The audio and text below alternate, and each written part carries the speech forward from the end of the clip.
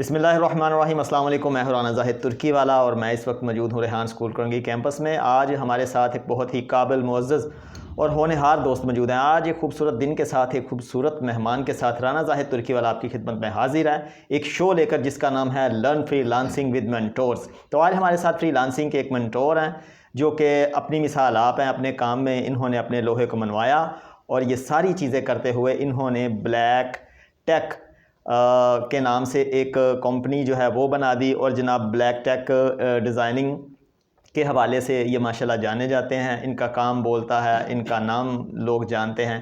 तो हमने इन्हें इंटरव्यू की दरख्वास्त की, इन्होंने खुशदिली से हमारे दावतनामे को कबूल करते हुए राना ज़ाहिद तुर्की वाला के लिए वक्त निकाला, जिसके लिए मैं इनका तहे दिल से मशकूर हूँ। तो चलें बिला तख़ीर अपने मुअज़्ज़ज़ मेहमान की तरफ बढ़ते हैं और उनसे जानते हैं वो सब कुछ जो कि एक फ्रीलांसर को जानना चाहिए। बिला तख़ीर उन्हें वेलकम करते हैं। अस्सलाम वालेकुम वरहमतुल्लाह। वालेकुम अस्सलाम सर। दिलावर भाई, आपका बहुत शुक्रिया कि आपने हमें वक्त दिया और हमारे स्टूडियो को चार चांद लगा दिए। जज़ाकल्लाह, आपका भी बहुत शुक्रिया, आपने इनवाइट किया, इस काबिल समझा हमें। बहुत शुक्रिया। सबसे पहले मैं अपने व्यूवर्स के लिए जानना चाहूँगा कि दिलावर अली आपका नाम है, ज़रा थोड़ा सा और बताएं हमें कि दिलावर अली दरअसल हैं कौन। सो बेसिकली दिलावर, मेरा नाम दिलावर है और मैं जो हूँ बेसिकली एक स्टूडेंट ही आप कह सकते हैं। अभी रिसेंटली मेरी just graduation about to complete है और कराची यूनिवर्सिटी से मैं ग्रेजुएशन की है। अच्छा, मेरी ग्रेजुएशन जो है वो कॉमर्स फील्ड में है, लेकिन मेरा जो काम है वो अगर आप कहें तो एक आईटी फील्ड में, टेक्निकल फील्ड में है। सो मेरा ये मानना है कि हमारी जो पढ़ाई है या फील्ड होती हैं उससे हटके भी आप कर सकते हैं चीज़ को ना। सो फर्दर ये कि Black Tech designer and company में मैं जो हूँ को फाउंडर हूँ और मेरे कज़न हैं माशाल्लाह से इसमें जो फाउंडर मेंबर, मेन जो सीईओ हैं इसके करंटली, वो हमजा फारूकी साहब। तो उनके साथ मैंने और ये उनके साथ मिलकर 2019 में हम लोगों ने ये काम स्टार्ट किया था with a page which is Black Tech, sorry which was a page जिसका नाम था हमजा ग्राफिक डिज़ाइनर्स। अब उस वक्त जो है वो एक बहुत बेसिक लेवल पे जस्ट हम डिज़ाइनिंग पे ही रुक गए थे। आफ्टर डेट फिर हमने इसको 2019 के एंड तक फिर हमने इसको कन्वर्ट किया एक कंपनी का, क्योंकि ऐसी बात है ब्रांड एक जाना जाता है, तो इसको एक ब्रांड की शक्ल दी गई और वो बाय 2020 स्टार्ट ऑफ 2020 इसको हमने प्रॉपर एक कन्वर्ट कर दिया था इन ब्रांड। तो वो जो पेज था वो पेज एक कंपनी का पेज हो गया और अब हम उस कंपनी को लेकर चल रहे थे। सो बैक इन 2020 जब कोरोना आया था तो उस वक्त एक आईटी का बूम आया था, क्योंकि तमाम चीज़ें तकरीबन ऑनलाइन ट्रांसफ़र हो रही थी। तो हमने भी उस वक्त एक गोल्डन अपॉर्चुनिटी समझी हमारे लिए कि फ्रीलांसिंग और टेक्निकल जो चीज़ें हैं, क्योंकि ऑलरेडी पाकिस्तान उसमें पीछे है, तो हम उस चीज़ को कवर अप कर सकते हैं। So that's why we started the company Black Tech designers and company. और ये था कि हमारा गोल इस चीज़ को लेकर था कि हमने इस आईटी की फील्ड में बेहतरी लानी है फॉर द पाकिस्तानीज़, ना कि सिर्फ ये कि एक रैंडम कंपनी के हम अपना एक जॉइंट स्टॉक कंपनी बना लें और इसके पे शेयर देकर हम भी कोई माला माल हो जाएं या हमारे भी फिर कहीं और फ्लैट दूसरे ममालिक में फ्लैट हो जाए। सो हमारा बेसिक मोटिव यही था इसमें कि हम जो है इसके ज़रिए पाकिस्तान में जो आईटी के हर्डल्स हैं, और हमारा विजन भी यही है कि जो आने वाले हर्डल्स हैं आईटी के उसको हम ओवरकम करें। जैसे आप पेपैल की या पेयोनियर की बात करते हैं तो बहुत मुश्किलात होती हैं लोगों को इसमें पेमेंट रिसीव करने में, ट्रस्ट इश्यूज़ हैं लोगों को। अमेरिका के या बाहर यूरोप से कंट्रीज़ के देखें तो वहाँ पे लोग ट्रस्ट का इशू है उनके पास, वो पाकिस्तानी पर ट्रस्ट नहीं करते। तो पाकिस्तान का वो इमेज एक बनना चाहिए कि पाकिस्तानी को भी ट्रस्ट किया जाए। सो दैट्स आवर मोटिव और इसी चीज़ को लेकर अल्हम्दुलिल्लाह हम चल रहे हैं। सही, माशाल्लाह, बेहतरीन। आपने काफ़ी तफसील से अपने बारे में बताया। अब आप हमें बताइएगा कि आप माशाल्लाह हमें एक नौजवान दिलावर अली, अब मैं देख रहा हूँ आपकी पबजी खेलने की उम्र है और आप किन चक्रों में पड़ गए।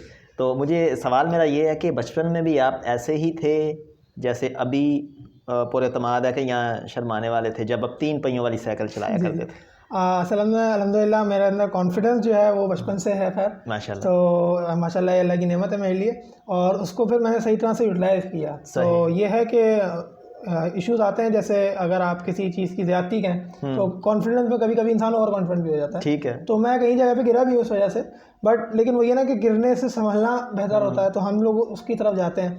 तो बचपन से खैर पढ़ने में मैं बहुत अच्छा था, तो अल्हम्दुलिल्लाह मैं स्कूल का टॉपर भी रह चुका हूँ। वाह जी वाह। और ये है कि क्योंकि बचपन से मुझे कुछ अनोखा करना होता था, और मैं और मेरा कज़न है, तो क्या हमजा है, सो हमारा यही होता था कि हम लोग कुछ नया ही कर रहे होते थे ना, मतलब कुछ करना है। जैसे कंप्यूटर था, तो अब सिर्फ कंप्यूटर में हमने पबजी, आपने बताया पबजी हमने खेला है, हमने पबजी भी खेला है, हमने फ्री फायर भी खेला है, इसका एक बड़ा इसी की तरह का एक और गेम है। तो हमने वो रमज़ान की रातों में नॉर्मली लोगों के साथ वो भी खेला है, बट उसकी भी एक लिमिट थी हमारे लिए। और हमने उसको भी लिमिट किया। वही बात है ना कि आपकी प्रायोरिटी पे डिपेंड करता है, तो हमने अपनी प्रायोरिटीज इस तरह से सेट की। बाकी कुछ वक्त का मामला और अल्लाह की रहमत है हमारे पर, अल्हम्दुलिल्लाह फिर हम इस तरह से इसको चीज़ को लेके चले और संभल गए। हाँ ज़्यादा बड़े सही वक्त पे सही चीज़ से बच के। सही, माशाल्लाह। अगला मेरा सवाल आपसे ये है कि आप हमें ज़रा मुख्तसरन बताएं कि फ्रीलांसिंग दरअसल है क्या, किसे कहते हैं? अच्छा, फ्रीलांसिंग कहते हैं कि मैं तो बच्चों को जिस तरह से समझाने का हमारा और वो होता है, या फिर कोई भी एक होता है तरीका, ये फ्रीलांसिंग बेसिकली एक आर्ट है। फ्रीलांसिंग खुद में एक आर्ट है कि आप अपनी स्किल को बेचना जानते हो। फ्रीलांसिंग बेसिकली एक वो मैं कहूँगा प्रोसेस है जिसमें आप अपनी स्किल्स को कैश करवा सकते हैं। अगर आप एक नॉर्मल टिपिकल जॉब लें 9 to 5 वाली, तो उसमें आप अपनी स्किल की बेस पे अर्निंग नहीं करते।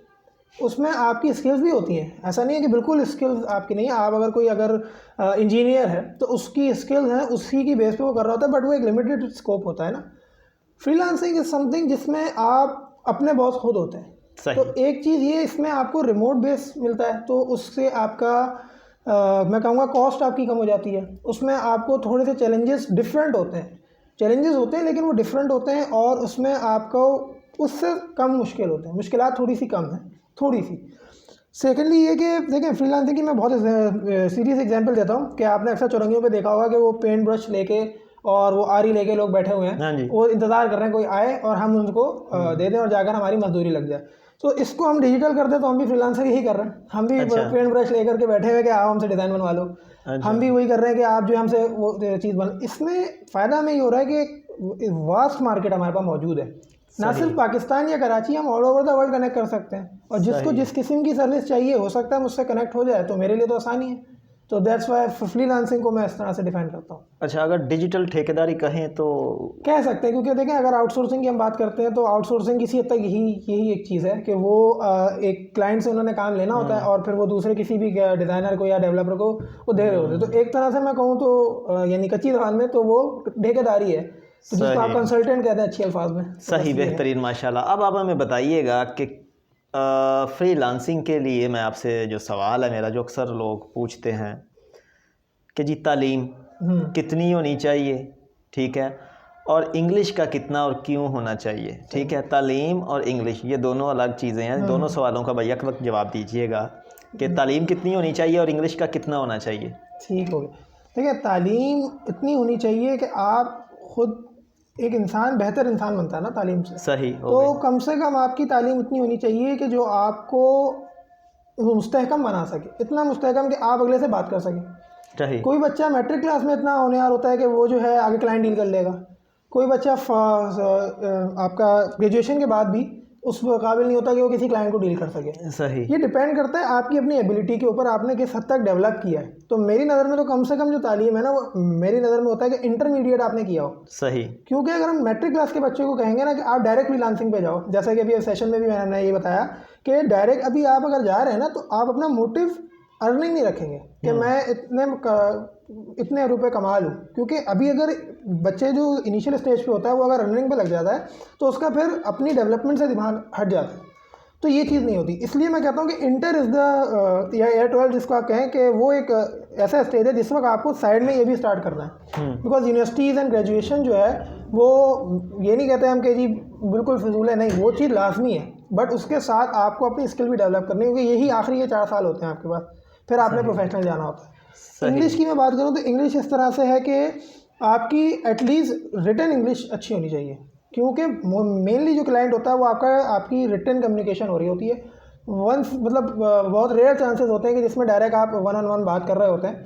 तो इंग्लिश का मैं ऐसा कहूँगा कि आपको एटलीस्ट ये पता हो कि आपने क्या बोलना है, क्योंकि हमारे पास होता ही है कि इंग्लिश की हम वोकेबलरीज जो हैं वो सही पता नहीं होती हैं और हम AMR को कहीं भी आगे पीछे कर रहे होते हैं। तो मेरा मशवरा ये होता है कि अगर नहीं आती तो कम से कम ना बोलें, गलत बोलने से ना बोलना बेहतर है।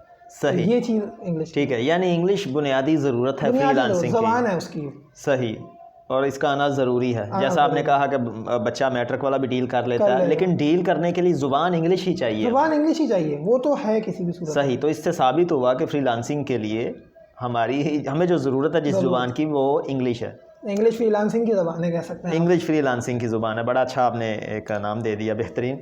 अच्छा, अगला मेरा सवाल आपसे ये है कि आपने बाबा IT रेहान अल्लाहवाला साहब के बारे में कब और कैसे जाना? अच्छा, इसके बारे में ये है कि सर रेहान अल्लाहवाला साहब से मुझे जो इंट्रोड्यूस करवाया था वो हमजा नहीं करवाया था बेसिकली।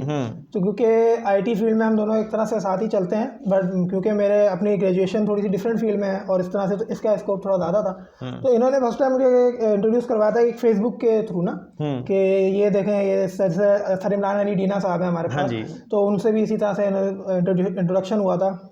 और रेहान अल्लाहवाला साहब से भी ऐसे ही हुआ था हमारा ना। फिर इनसे मुलाकात और कहें कि वन ऑन वन इंटरेक्शन जिसको कहें, या मैंने वाकई में इनके बारे में जब जाना है, वो चीज़ हमारा एक इवेंट था लाहौर में, तो हम जब वहाँ गए हैं और वहाँ मैंने उनको लाइफ टाइम अचीवमेंट अवार्ड लेते हुए भी देखा था, तो वहाँ मुझे बेसिकली पता चला कि हु इज़ रेहान अल्लाहवाला, ये क्या कर रहे हैं बेसिकली। क्योंकि नॉर्मली कोई भी स्पीकर आता है वो कुछ भी अपने अपने फ़न में माहिर होता है, बट रेहान अल्लाहवाला बेसिकली जो कि मुझे लगा कि इनका भी मकसद किसी हद तक वही है कि ये कौम की बेहतरी के लिए और IT में चीज़ों को और आसान बनाने के लिए पाकिस्तानियों के लिए काम कर रहे हैं। तो अल्टीमेटली हमारा मकसद भी वही है।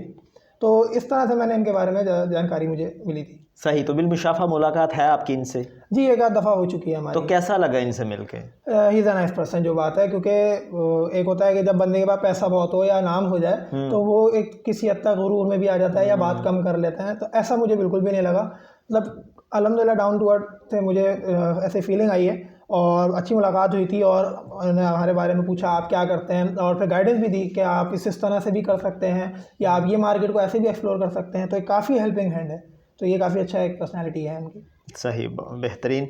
अब मैं आपसे ये जानने वाला हूँ कि आप जा रहे हैं कहीं वीराने में, तो एक जाते जाते आपकी नज़र पड़ी किसी चमकदार चीज़ पे, आपने देखा, उठाया, आपको लगा एक लम्हे के लिए ये तो अलादीन का चिराग है, हैं? आपने कहा ये तो अफसानवी बात है, आपने उसे रगड़ दिया। अंदर से जिन निकलता है, निकलते ही पूछता है क्या हुक्म है मेरे आका दिलावर अली। अब वो आपकी 3 ख्वाहिशात पूरी करेगा, और आपकी वो 3 ख्वाहिशें बड़ी पक्की हैं कि काश ऐसा हो जाए। अब आपकी वो 3 ख्वाहिशात क्या हैं कि जो वो जिन पूरी कर सके? अच्छा, वो 3 ख्वाहिशात क्या होंगी? काफ़ी अच्छा सवाल है वैसे आपका ये। देखें, सबसे पहले ख्वाहिश तो मेरी यही होगी कि मुझे कोई ऐसी पावर दे दे या कोई ऐसा ताकत दे दे कि जिससे मैं जो चाहूँ वो कर सकूँ। ताकि मेरे हाथ में जब पावर होगी तो अभी जो मुश्किलात हमें आ रही हैं, जो हमारा अल्टीमेट गोल है, फिर मेरे लिए वो नहीं रहेंगी। मैं अगर चाहूँगा कि जी पाकिस्तान में IT का बूम हो जाए तो मैं वो करवा सकूँगा। ठीक है। या अगर आप बोलें कि अक्सर लोगों को होता है कि मुझे गायब हो जाए, मैं गायब हो जाऊँ, तो वो चीज़ मुझे नहीं होती। तो नहीं, ये जिम्मा तो अलादीन के चिराग वाला जो जिन है उसके पास है ना। हाँ, ये तो उसका जिम्मा है गायब होना और ख्वाहिशात को पूरा लोगों को ये होता है कि हमें गायब कर दो। आप अपनी ख्वाहिशात बताइए अभी। बस मेरी ख्वाहिशात यही होती हैं कि क्योंकि देखें, अब असल गेम पावर का ही है, तो हर कोई यही चाहता है कि उसके हाथ में पावर हो और पावर का सही तरह से इस्तेमाल। तो मेरी ख्वाहिश बस यही रहेगी कि एक जो चीज़ हम करने जा रहे हैं या किसी भी काम को हम करते हैं तो उसमें मुझे आसानी पैदा हो जाए मेरे लिए, ताकि मैं दूसरों के लिए आसानी पैदा कर सकूँ। मेरी लाइफ का भी एक पर्पज़ यही है कि दूसरों की मदद करेंगे तो इंशाल्लाह आपकी मदद होती है। ठीक है, तो बस यही मेरा एक ख्वाहिश है। ठीक है, ये तो एक ख्वाहिश होगी ना कि आप कह लें कि जैसे आपने कहा पावर मिल जाए, तो नॉलेज भी एक पावर है। Knowledge is power. ठीक है, तो ये तो मिल गई। अब दूसरी ख्वाहिश बताएं जी। दूसरी ख्वाहिश चलें अगर मैं बोलूँ तो टिपिकली वही बात है कि पैसा दे, जाहिर सी बात है कि मुझे बहुत ज़्यादा एक कैपिटल अमाउंट मिल जाए ताकि मैं इन्वेस्ट कर सकूँ। सही, ताकि फिर मेरे लिए वो भी आसानी का एक ज़रिया बनेगा। और तीसरी ख्वाहिश ये है कि वो मुझे 3 मज़ीद ख्वाहिशात दे दें। अच्छा, और 3 चांसेस और दे देना वो। सही। ताकि मैं उनसे फिर जो वो 3 मज़ीद देगा उससे मैं फिर किसी और से पूछूंगा कि तुम्हें क्या चाहिए। ये तो वो फिर मैं उससे मांग लूँगा। क्या बात है, आप तो जिनको कंफ्यूज कर रहे हैं। बेहतरीन, माशाल्लाह। आखिर में मैं चाहूँगा, क्योंकि प्रोग्राम इख्तिताम की तरफ जा रहा है, आप हमारे वो नौजवान जो वही बात कि अब्बू जी की सुनने की बजाय PUBG की सुनते हैं, तो उनके लिए कुछ बताएं कि क्या करना चाहिए उन्हें। देखें, जो किसी मौजज़े के इंतज़ार में हैं और पके पकाए पराठे और हलवे के इंतज़ार में हैं। खैर, मौजज़े के इंतज़ार में तो कई अशार भी है ना कि हम मौजज़े के इंतज़ार में शख्स हर राह ही तकते रह गए खाली, तो वो राह ही तकते रह जाते हैं। सही। लेकिन इसमें डिपेंड करता है कि इंसान किस हद तक खेल रहा है या क्या उसका हर चीज़ देखें, कोई भी चीज़ मैं कहता हूँ दुनिया में विदाउट मकसद नहीं है। मैं जिंदा हूँ, आप जिंदा, हम लोग यहाँ बैठे किसी मकसद से बैठे हैं, मैं और आप यहाँ ये इंटरव्यू कर रहे हैं, हमारा कोई मकसद है इसको लेकर। तो पबजी भी खेलने वाले का अगर सिर्फ मकसद ये है कि ना मैं अपना टाइम पूरा करूँ या मैं अम्मी अब्बू की बात से जो है वो बस मुझे छुटकारा चाहिए तो मैं इसलिए उसमें गेम में खेल रहा हूँ, तो उसको कोई फ़ायदा नहीं देगा। अदरवाइज़ अगर आप देखें तो पबजी एक बेहतरीन ज़रिया अर्निंग का। और अच्छा। पाकिस्तान में तो मैं कहूँगा कि ई गेमिंग जो है आपकी कह लें, जो इसकी गेमिंग की जो इंडस्ट्री है वो कोई बहुत ज़्यादा नहीं है। ई कॉमर्स जो नॉर्मली लोग का बात कर रहे होते, तो ई कॉमर्स का ही मैं कहता हूँ कि ये एक हिस्सा है, क्योंकि ये अर्निंग जनरेट कर रहा है। ठीक है। जो लोग पबजी के एक्सपर्ट होते हैं वो फिर इसके अंदर कुछ एसेट्स हैं इनके जो यूसीज के लोग खरीद रहे होते हैं या इनकी स्किन्स होती हैं, इसका बहुत अच्छा एक बिजनेस है। अच्छा। और जो लोग गेम खेल रहे हैं उनके वर्ल्ड टूर्नामेंट्स होते हैं, दुनिया में बड़ी बड़ी कंपनीज है जो इस पर इन्वेस्टमेंट करती हैं और जीतने वाले को मैं कहूँगा, क्योंकि वो तो डॉलर्स में पे करते हैं, तो यहाँ तो वो करोड़ों की अमाउंट बनती है, तो आप उसको उधर भी ले जा सकते हैं। तो ये डिपेंड करता है बच्चे के अपने ऊपर। जब तक मैं खुद नहीं चाहूँगा ना कि मैं इस चीज़ से अपने लिए फ़ायदा निकाल लूँ, जब तक मैं कुछ नहीं कर सकता। जो बच्चे इस चीज़ को गलत वे में ले गए ना, उनको बस मेरा मशवरा यही होता है कि ठीक है आपने करना है करें, मैं कभी भी मना नहीं करता कि ये गलत चीज़ है ना करो, ये भी रिक्वायरमेंट है हमारी। अच्छा। ये हम और अक्सर माँ बाप का एक मसला ये होता है कि वो डायरेक्ट नहीं कर देते, मना कर देते, तो बच्चे को नहीं समझ आएगा। बच्चा ये बोलेगा यार आप तो हर चीज़ को मना कर रहे हो, उसको ये नहीं पता रीज़न क्या है, तो आप उसको रीज़न बताएं। आज का बच्चा मैं कहता हूँ जदीद है। हमारे एक उस्ताद थे पाकिस्तान स्टडीज़ पढ़ाते थे, आखिरी दिन में उन्होंने एक बड़ी अच्छी बात बोली थी। कहते बच्चों को पढ़ाना ना आसान है, दानिश्वर को पढ़ाना मुश्किल है। कहते आज का बच्चा दानिश्वर है, तो इनको पढ़ाना बड़ा मुश्किल है, इसके सवाल बड़े अजीब हैं, तो उनके उन सवालों का जवाब देना है। तो हम उनको बता दें कि बेटा पबजी खेल लो, ठीक है 2 घंटा खेलो, आप 3 घंटा खेलो, उसके बाद आप चेंज करो, आप कोई और दूसरा काम करो या इसी में कोई दूसरा गेम खेलो। अगर आपने इसी में आगे जाना है तो सिर्फ पबजी खेल के आप अपने आप को गेमर नहीं कहेंगे, आपको और भी गेम्स खेलने होंगे। इसके अलावा अगर आप कहें तो एक 2-3 नाम उस तरह के और है, मेरा इतना ताल्लुक़ नहीं है, काफ़ी टाइम से मैंने छोड़ा हुआ है, तो बहुत सारे गेम्स हैं जो कि आपको इस तरह से देते हैं। तो बात वही है कि आप वही अलादीन का चिराग, कि अगर मेरे हाथ में आ गया है तो मैं चाहूँ तो उससे दुनिया तबाह कर दूँ और मैं चाहूँ तो उससे दुनिया संवार दूँ, तो ये मेरे ऊपर है। तो ये हर बच्चे के यानी ये वही बात जो मैंने उस्ताद मोहतरम रेहान अल्लाह वाला साहब से पूछी कि मोबाइल सर बुरी चीज़ है, उन्होंने कहा छुरी कैसी चीज़ है। मैंने सोचा एक लम्हे के लिए, मैंने कहा अच्छी चीज़ है, मेरी बीवी खाना पकाती है। उन्होंने कहा बुरी नहीं है। मैं क्या बुरी भी है, किसी के पीछे लेके पड़ जाए तो बुरी हो गई। तो तरीका इस्तेमाल फिर पे डिपेंड करता है कि सही या बुरा। माशाल्लाह बहुत अच्छी बातें आपने हमारे साथ शेयर की। मैं एक दफ़ा फिर से शुक्रगुज़ार हूँ। Once again thank you for your valuable time. आपने वक्त भी दिया, कीमती बातें भी हमारे साथ शेयर की, बहुत शुक्रिया। नाज़रीन ये थे हमारे साथ भाई दिलावर अली। यकीनन आपने इनकी बातों से बहुत कुछ सीखा होगा। आज का इंटरव्यू काफ़ी मालूमात से भरपूर था। मैं हूँ राना ज़ाहिद तुर्की वाला, आपसे इजाज़त चाहता हूँ इसी पैगाम के साथ कि पाकिस्तान दिन दुगनी रात चुगनी तरक्की करे, इसी पैगाम के साथ कि पाकिस्तान का हर शहरी बरसरे रोज़गार हो, और इसी पैगाम के साथ कि पाकिस्तान को पूरी दुनिया में इज़्ज़त की निगाह से देखा जाए। दुआ में याद रखिएगा। पाकिस्तान जिंदाबाद।